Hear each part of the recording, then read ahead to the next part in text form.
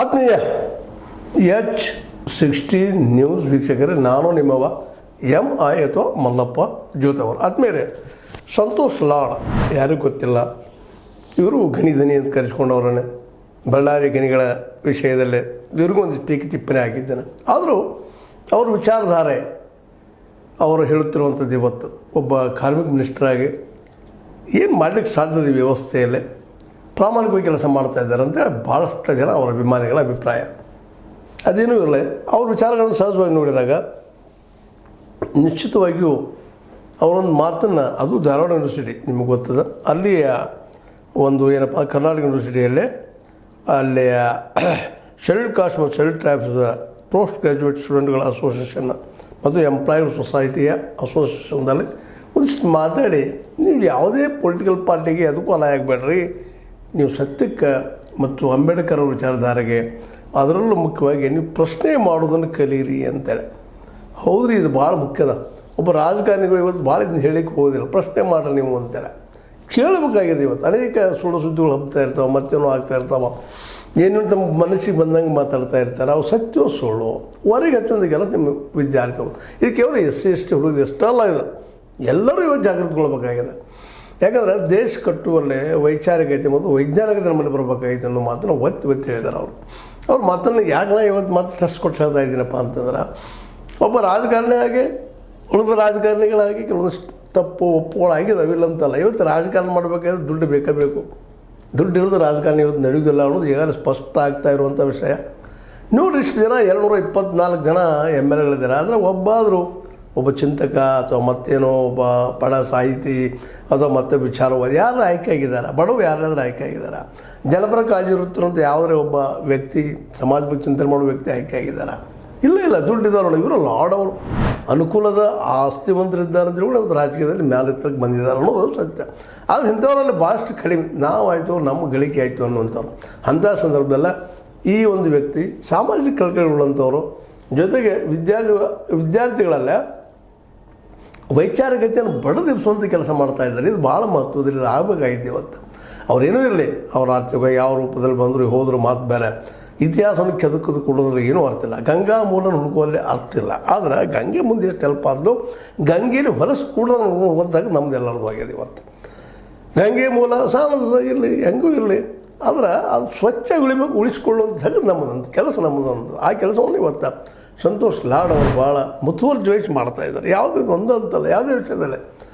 ಅದರಲ್ಲೂ ವಿಶೇಷವಾಗಿ ಅವರು BJP ವಿರೋಧಿ, RSS ವಿರೋಧಿ ಅಂತ ಸಾಮಾನ್ಯಗಳು ಅಂತೀವಿ. ಯಾಕಂದರೆ ಅಂಬೇಡ್ಕರ್ ವಿಚಾರಗಳನ್ನ ಯಾರು ಮಾತಾಡ್ತಾರೆ?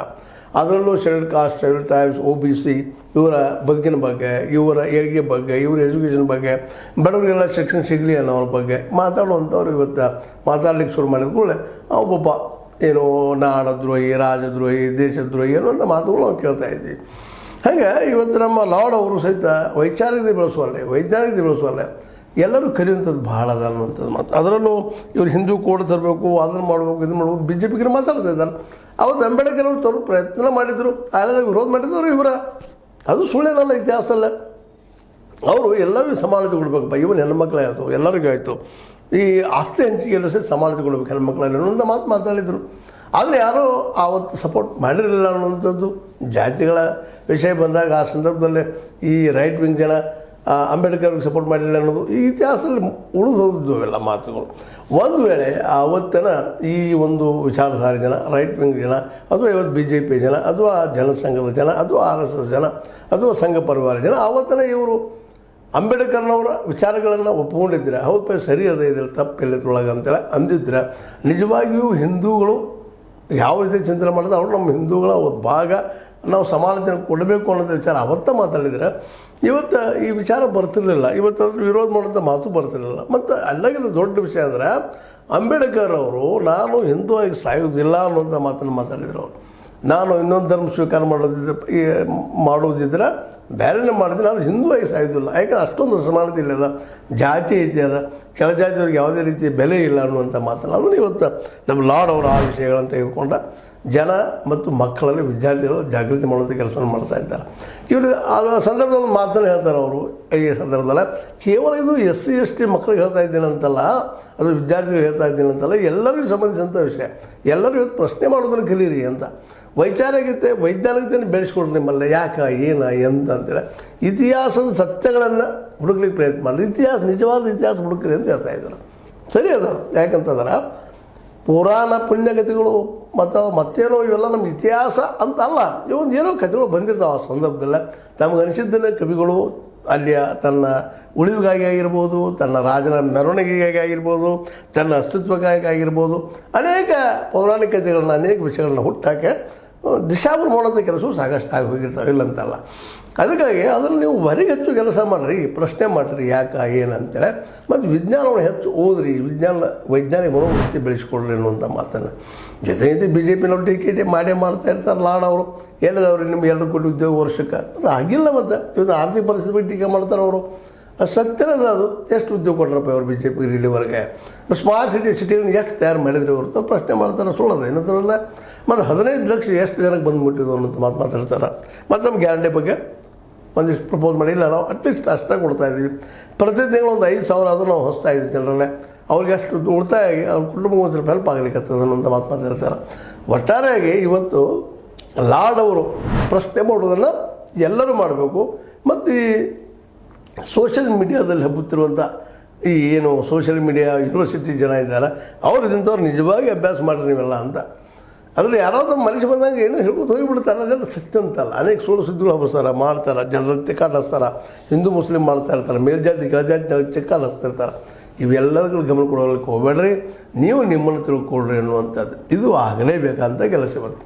ಯಾಕೆಂದರೆ ಮೊದಲನೇದಾಗೆ ಶಿಕ್ಷಣ ಮತ್ತು ಲಾರ್ಡ್ ಅವರಲ್ಲಿ ನಾವು ಕೇಳ್ಕೊಳ್ಳೋದು ಇಷ್ಟ. ಲಾರ್ಡ್ ಅವರ ನೀವು ಮಾಡಬೇಕಾಗಿ ದೊಡ್ಡ ಕೆಲಸ ಏನಪ್ಪ ಅಂದ್ರೆ ಶಿಕ್ಷಣಕ್ಕೆ ಒಂದು 15% ದುಡ್ಡು ಇಡೋ ಖರ್ಚುವಂಥ ಕೆಲಸವನ್ನು ನಿಮ್ಮ ಸಿದ್ದರಾಮಯ್ಯರ ಮೇಲೆ ಒತ್ತಡ ಮಾಡಿ ಶಿಕ್ಷಣಕ್ಕೆ ಆದ್ಯತೆ ಕೊಡುವಂಥದ್ದು. ನೀವು ಎಷ್ಟು ಖರ್ಚು ಮಾಡ್ತೀರಿ ಲಾರ್ಡ್ ಅವರ?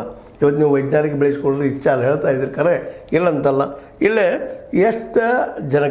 ಎಷ್ಟು ಜನ ಅತ್ಯಂತ ಕೂಲಿಕಾರು ಬಡ ಮಕ್ಕಳು SLC ದಾಟಿ ಬರ್ತಾ ಇದ್ದಾರೆ ಅನ್ನೋದ್ರ ಬಗ್ಗೆ ಲೆಕ್ಕ ತೆಗೆದ ನಿಜವಾಗಿಯೂ ನೀವು ಕೊಡ್ತಾ ಇರುತ್ತಂಥ ಶಿಕ್ಷಣ ಇದು ಎಲ್ಲರಿಗೂ ಮುಡುತ್ತಾ ಇದೆ ಅನ್ನೋಂಥ ಒಂದು ಪ್ರಶ್ನೆಗೆ ನೀವು ಉತ್ತರ ಹೇಳಬೇಕಾಗಿದೆ. ಲಾರ್ಡ್ ಅವ್ರನ್ನ ಹೇಳಿದರೆ ವೈಜ್ಞಾನಿಕ ಬೆಳೆಸ್ಕೊಳ್ರಿ, ವೈಚಾರಿಕತೆ ಬೆಳೆಸ್ಕೊಳ್ರಿ. ಅದು ಶಿಕ್ಷಣ ಸಂಸ್ಥೆಗಳು ಬೇಕಲ್ರಿ. ಸಂಸ್ಥೆ ಅನ್ನೋಗಿದ್ದು ಪ್ರೈವೇಟೈಸೇಷನ್ ಮಾಡಿದ್ದು ತಪ್ಪಿದು. ಆ್ಯಕ್ಚುಲಿ ಗೌರ್ಮೆಂಟ್ ಅದನ್ನು ಹ್ಯಾಂಡಲ್ ಮಾಡಬೇಕಾಗಿತ್ತು. ಯಾಕಂದರೆ ಇವತ್ತು ಶೋಷಣೆ ನಡೀತಾ ಇದೆ. ದುಡ್ಡಿದ್ದವ್ರು ಹೆಂಗೆ ಕೊಡ್ತಾರಂತ ಅವನು ಇಲ್ಲಂತಲ್ಲ.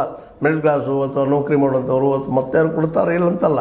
ಆದರೆ ಎಲ್ಲ ಮಕ್ಕಳು ಬರಲಿಕ್ಕೆ ಸಾಧ್ಯ ಇರೋದ. ಪಾಪ ಇವನ್ SC/STಯಲ್ಲಿ ಸಹಿತ ಮಕ್ಕಳು ಬರಬೇಕಾದ್ರೆ ಮನೆಯಲ್ಲಿ ಒಬ್ರು ಕಲ್ತವ್ರು ಇದ್ದರೆ ಮಾತ್ರ ಮೇಲೆ ಬರ್ತಾರೆ ಅವರು. ಮನೇಲಿ ಯಾರು ಕಲಿದೇ ಇದ್ದಂಥವ್ರು ಎದ್ದು ಬರೋದು ಅಷ್ಟು ಸುಲಭದ ಕೆಲಸ ಇಲ್ಲ ಅವರಲ್ಲಿ ಅವರು ಸಹಿತ. ಯಾಕಂದರೆ ದುಡಿಯೋ ವರ್ಗ ಏನದ ಮ್ಯಾಕ್ಸಿಮಮ್ ಈ SC/ST ಮತ್ತು OBCಯಲ್ಲೇ ಇದ್ದಾರೆ, ಅಲ್ಲೇ ಬಡತನ ಇರ್ತದೆ. ಹೀಗಾಗಿ ಹೈಯರ್ ಎಜುಕೇಷನ್ ಅವ್ರಿಗೆ ಸಿಗೋದು ಭಾಳ ಕಷ್ಟ. ಇನ್ನೂ ಒಂದಿಷ್ಟು ನೀವು ರೆಸಲ್ಯೂಷನ್ ಕೊಡ್ತಾ ಇದ್ದೀರಿ, ಒಂದು ಹೆಲ್ಪ್ ಆಗ್ಬೋದು. ಆದರೆ ನಾವು ಇವತ್ತು ಹೇಳ್ತಾ ಇರೋದು ಏನಪ್ಪ ಅಂದ್ರೆ ನಿಶ್ಚಿತವಾಗಿಯೂ ಇವರು ಎದ್ದು ನಿಲ್ಲಬೇಕಾಗಿತ್ತು ಅಂದ್ರೆ ಪೂರ್ತಿಯಾಗಿ ಫ್ರೀ ಎಜುಕೇಷನ್ ಅವರಿಗೆ. ನೀವು ಉಳಿದಿನ ಕೊಡೋದು ಅವ್ರಿಗೆ free education up to higher education ಕೊಟ್ಟಿರಿದ್ರೆ ನಿಶ್ಚಿತವಾಗಿ ಯೂನಿವರ್ಸಿಟಿಗಳಲ್ಲಿ ನಿಜವಾದ ಇವತ್ತು ಕರ್ನಾಟಕ ಯೂನಿವರ್ಸಿಟಿ ಇರ್ಬೋದು, ಗುಲ್ಬರ್ಗ ಯೂನಿವರ್ಸಿಟಿ ಇರ್ಬೋದು, ಕರ್ನಾಟಕದ ಎಲ್ಲ ಯೂನಿವರ್ಸಿಟಿಗಳಿರ್ಬೋದು, ಸರ್ಕಾರದಿಂದ ನಡೆಯುತ್ತಿರುವಂಥ ಯೂನಿವರ್ಸಿಟಿಗಳಲ್ಲೇ ಎಲ್ಲರಿಗೂ ಫ್ರೀ ಇಟ್ಟರೆ ಅಲ್ಲಿ ಹೈಯರ್ ಎಜುಕೇಷನ್ ಸಹಿತ ಮಕ್ಕಳು ಕಲಿತಾರೆ. ಇವತ್ತು ಇವನ್ MA MCOMಗಳನ್ನ ಸಹಿತ ಮಾಡೋದು ಕಲಿಯೋದು ಭಾಳ ಕಷ್ಟ ಆಗಿದೆ. ಕಾಲೇಜ್ಗಳು ಕೊಟ್ಟಿದ್ದೀರಿ, ಅಲ್ಲಿ ಸಾಕಷ್ಟು ದುಡ್ಡನ್ನು ಹರಿವು ಅಂತದ್ದು 50,000 20,000 40,000 30,000 ಅಂತಾರೆ. ಯಾರು ಹೇಳ್ತಲ್ಲಿಕ್ಕೆ ಸಾಧ್ಯ ದುಡ್ಡನ್ನು? ಭಾಳ ಕಷ್ಟ ಅದ. ಇದನ್ನು ಸಹಿತ ವಿಚಾರ ಮಾಡುವಂಥ ವಿಷಯ. ಯಾಕಂದ್ರೆ ನಮಗೆ ಅನ್ನಿಸ್ತದೆ ಎಲ್ಲರೂ ಕಲೀಲಿಕ್ಕೆ ಇಲ್ಲ. ಭಾಳ ಜನ ಇನ್ನೂ ಕಲಿಕೆ ದೂರ ಉಳಿತಾ ಇದ್ದಾರೆ. ಸುಮ್ಮನೆ ಏನೋ ಶಾಲೆಗೆ ಮಧ್ಯಾಹ್ನ ಊಟ ಸಿಗೋದಂತ ಕೆಲವೊಂದು ಕಡೆ ಕಲಿಸ್ತಾ ಇರ್ತಾರೆ ತಮ್ಮ ಮಕ್ಕಳನ್ನು. ಅವರು 7-8 ಭಾಳ ಜನ ಬಿಟ್ಟು ಹೋಗಿಬಿಡ್ತಿರ್ತಾರೆ. SLC ಎಷ್ಟು ಆಗಿದ್ದಾರೆ, SLC ಒಳಗೆ ಎಷ್ಟು ಬಿಟ್ಟು ಹೋದರು, ಆಫ್ಟರ್ PUCಗೆ ಎಷ್ಟು ಬಿಟ್ಟು ಹೋದರು. ಈ ಇದ್ದಿದ್ರೊಳಗೆ ಕಡಿಮೆ ಜನ ಇದು, ಭಾಳ ಹೆಚ್ಚಲ್ಲ. ಎಲ್ಲರ ಮಕ್ಕಳು ಸರಿ ಹೋಗ್ತಾ ಇಲ್ಲ. ಇದನ್ನು ಗಮನದಲ್ಲಿ ಇಟ್ಕೊಂಡು ನಾವು ಇದನ್ನು ಶಾಲೆ ಆಗಬೇಕಾಗಿತ್ತು. ಇವತ್ತು ಎಷ್ಟೋ ಹಳ್ಳಿಗಳಲ್ಲಿ, ಎಷ್ಟೋ ಕಾಡಿನ ದಂಡಿಯಲ್ಲಿ, ಆದಿವಾಸಿಗಳಲ್ಲಿ ಮಕ್ಕಳು ಕಲಿತಾ ಇಲ್ಲ ಅನ್ನೋದು ಅಷ್ಟು ಸತ್ಯ. ಹೀಗಾಗಿ ಪ್ರಶ್ನೆ ಮಾಡು ಅನ್ನುವಂಥ ಮಾತು ಲಾರ್ಡ್ ಅವ್ರನ್ನ ಒಪ್ಪುನು. ಅದಕ್ಕೆ ಲಾರ್ಡ್ ಅವರು ಎಲ್ಲರಿಗೂ ಫ್ರೀ ಶಿಕ್ಷಣ ಸಿಗುವ ದಿಶೆಯಲ್ಲಿ ಇನ್ನಷ್ಟು ಏನಾದರೂ ಪ್ರಯತ್ನ ಮಾಡಿಸೋಕ್ಕೆ ಸಾಧ್ಯದನ. ಸಿದ್ದರಾಮಯ್ಯ ಜೊತೆ ಚರ್ಚೆ ಮಾಡಿ. ಯಾಕಂದರೆ ಸಿದ್ದರಾಮಯ್ಯ ಇವತ್ತು ಒಳ್ಳೆ ಕೆಲಸ ಮಾಡಿದ್ದು ಒಪ್ಪಬೇಕಾಗ್ತದೆ. ದೇವನಹಳ್ಳಿ ರೈತರಿಗೆ ಅವ್ರ ಭೂಮಿಯನ್ನು ಬಿಟ್ಟುಕೊಟ್ಟಿದ್ದು ಒಳ್ಳೆಯ ಹೆಜ್ಜೆ. ಯಾಕಂದ್ರೆ ರೈತರು ಬೆಳಿಬೇಕಾಗಿದೆ ಏನು ಇವತ್ತು ಓಪನ್ ಮಾರ್ಕೆಟಿಂದ ಎಷ್ಟು ಇಂಡಸ್ಟ್ರಿಗಳು ಬೆಳೆದಾವ ಇವತ್ತು ಉತ್ತರ ಅದಕ್ಕೆ ಹುಡುಗರು ಭಾಳ ಕಷ್ಟ ಅದ ಎಂಥದ್ದು ಕಾರ್ಪೊರೇಟ್ಗಳು ಭೂಮಿ ತೊಗೊಂಡ್ರು ಎಲ್ಲ ತೊಗೊಂಡ್ರು ಏನು ಮಾಡಲಾರ ದಿವಾಳಿ ಆಗ್ತದೆ ಅಂತೇಳಿ ದುಡ್ಡು ಹೊಡ್ಕೊಂಡು ಪಾಂಡಿ ಕೊಟ್ಟು ಜಿಗಿದು ಹೋಗಿದ್ದು ನಾವು ನೋಡ್ತಾ ಇದ್ದೀವಿ. ಹೀಗಾಗಿ ಅವರಿಂದ ಉದ್ಯೋಗ ಹುಡ್ತದ, ನಾವೆಲ್ಲ ಉದ್ಯೋಗಸ್ಥರಾಗ್ತೀವಿ, ಪ್ರತಿಯೊಬ್ಬರು ಉದ್ಯೋಗ ಸಿಗ್ತಿದ್ದೀವಿ, ಹುಚ್ಚರ ತೆಗೆದದ ಅದು ಆಗ್ತಾ ಇಲ್ಲ ಅನ್ನೋದು ನಿಮಗೆ ಗಮನಕ್ಕೆ ಗೊತ್ತದ. ಅದನ್ನು ಟೀಕಾನು ಮಾಡ್ತಾಯಿದ್ರೆ ಗೊತ್ತದ. ಆ ದಿಶೆಯಲ್ಲೇ ನೀವು ಇನ್ನೊಮ್ಮೆ ಕರ್ನಾಟಕ ಸರ್ಕಾರದ ಮೂಲಕ ಫಸ್ಟ್ ಮೊದಲನೇದಾಗಬೇಕಾಗಿದ್ದು ಏನಪ್ಪ ಅಂದ್ರೆ ರೈತರ ಬೆಂಬಲ ಬೆಲೆ ಕಾನೂನಾಗುವಂಥದ್ದು ಮಿನಿಮಮ್. ಎರಡನೇದು ಎಲ್ಲ ಮಕ್ಕಳಿಗೆ up to higher education free education ಕೊಡಿದ್ರೆ ಈ ನೀವೇನು ಹೇಳ್ತಾ ಇದ್ದೀರಲ್ಲ ಇದು ಸಹಿತ ಬೆಳೆಯೋಕ್ಕೆ ಸಾಧ್ಯ ಇದೆ. ಯಾಕೆಂದರೆ ಪ್ರೈಮರಿ ಹಂತದಿಂದ ಬೆಳೆದು ಬರಬೇಕು. ಅದು ಬರಬೇಕಾಗಿತ್ತಂದ್ರೆ ಅಂಥ ವಾತಾವರಣ ನಿರ್ಮಾಣ ಮಾಡಬೇಕು. ಅದು ಮಾಡಲಿಕ್ಕೆ ಸಾಧ್ಯನಾ ಅನ್ನೋ ವಿಚಾರ ಮಾಡ್ತಾ ಆದರೂ ಸಂತೋಷ್ ಲಾಡ್ ಅವರ ಪ್ರಶ್ನೆ ಮಾಡು ಅನ್ನುವಂಥ ಮಾತಿನದಲ್ಲ ಇದು ನಾವೆಲ್ಲರೂ ಒಪ್ಪುವಂಥ ವಿಷಯ. ಪ್ರಶ್ನೆ ಮಾಡಬೇಕು ನಾವು, ಯಾರೂ ಇಲ್ಲೋ ನಮ್ಮ ಎದುರಾಳಿ. ಪ್ರಶ್ನೆ ಮಾಡೋದ್ರಿಂದ ಮಾತ್ರ ನಮ್ಮ ಒಂದು ಬದುಕು ಸ್ವಚ್ಛ ಆಗಲಿಕ್ಕೆ ಸಾಧ್ಯ ಅನ್ನುವಂಥ ಮಾತನ್ನು ಒಪ್ಕೊಳ್ತಾ ಇಂಥ ಸಂತೋಷ್ ಲಾಡ್ ಅಂತವ್ರು ಇನ್ನೂ ಅನೇಕ ನಾಯಕರು ಬರಲಿ ನಮ್ಮನ್ನು ಪ್ರಶ್ನೆ ಮಾಡಿಸುವಂಥದ್ದು ಮತ್ತು ಮೂರ್ಖತನದ ಮೂಢನಂಬಿಕೆಗಳನ್ನು ದೂರ ಮಾಡಿಸುವಂಥ ಒಂದು ವಾತಾವರಣ ಬೆಳೀಲಿ ಅಂತ ಹೇಳ್ತಾ ಇದು ನಿಮಗೆ ಲೈಕ್ ಆಗಿರ್ಬೋದು. ಲೈಕ್ ಮಾಡಿ ಶೇರ್ ಮಾಡಿ ಕಮೆಂಟ್ ಮಾಡಿ ಜೊತೆ ಸಬ್ಸ್ಕ್ರೈಬ್ ನಿಲ್ಲಿಸಿ ಹೋಗ್ಬೇಡ್ರಿ. H60 ನ್ಯೂಸ್ ಅರ್ಥಾತ್ ಸೀತಾರಾಮ ಸತ್ಸಕ್ಕೆ ವಂದನೆಗಳು.